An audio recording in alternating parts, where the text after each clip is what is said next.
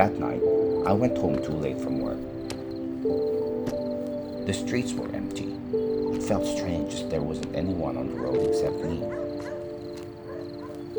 My friend had promised to pick me up that night, but I didn't hear from him, so I just went my way. I stopped at the crossroad thinking that I should contact Andy, my friend.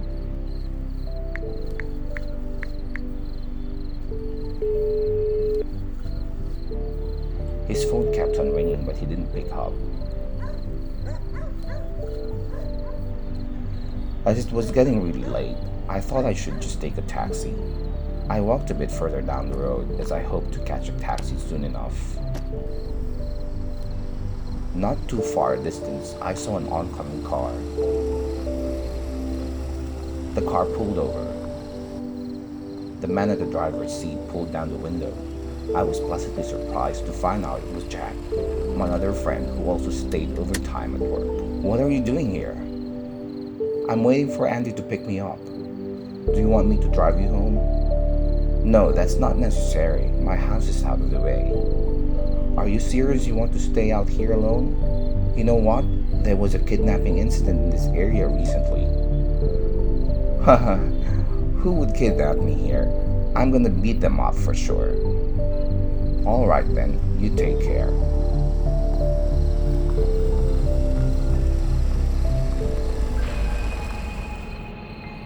When I was all alone after Jack had left, I suddenly remembered the kidnapping incident he told me about. When I looked around, I saw a poster of a missing child. When I looked closely, I felt so bad for the kid. She was a beautiful young girl. Then I suddenly remembered it was getting really late. All of a sudden, my phone rang. It was Andy. "I've been waiting here." "Okay, not to worry. I will wait here for you then." Now what keeps me company is the creepy howling of dogs. How long more do I have to wait for Andy?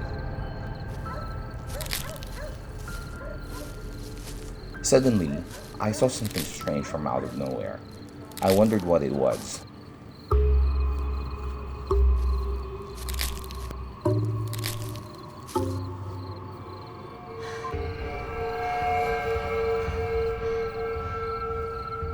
Long gray hair,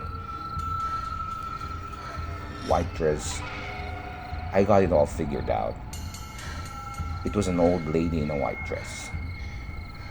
In a second, I was shocked to find out she was right beside me. I wondered what an old lady did outside in the dead of night. It was cold and dreary, and it grew colder every bit of second. I asked the old lady where she was headed.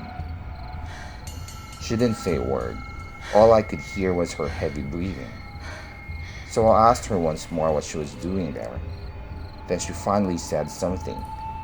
She said she wanted to go home. She asked me if I could take her home. "What if I ordered a taxi or Uber for you?" She smiled a little. "Not to worry. I can go home on my own. By the way, are you hungry?" "What do you mean?" I asked her. "I have a little something for you to eat. Do you want to try it?"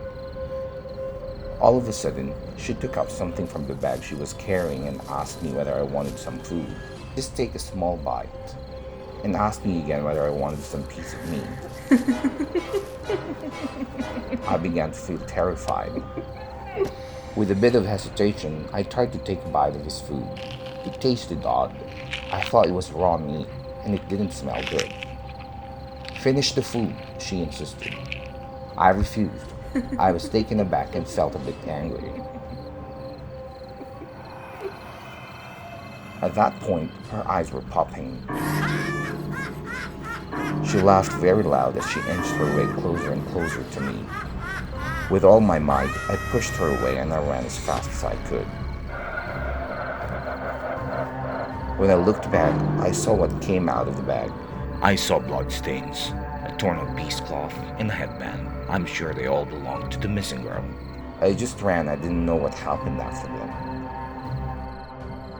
When I woke up, I was beside my brother. He told me that before I arrived at the taxi stand, a murder had taken place. I was lucky I was spared. I swear I wouldn't go home too late again.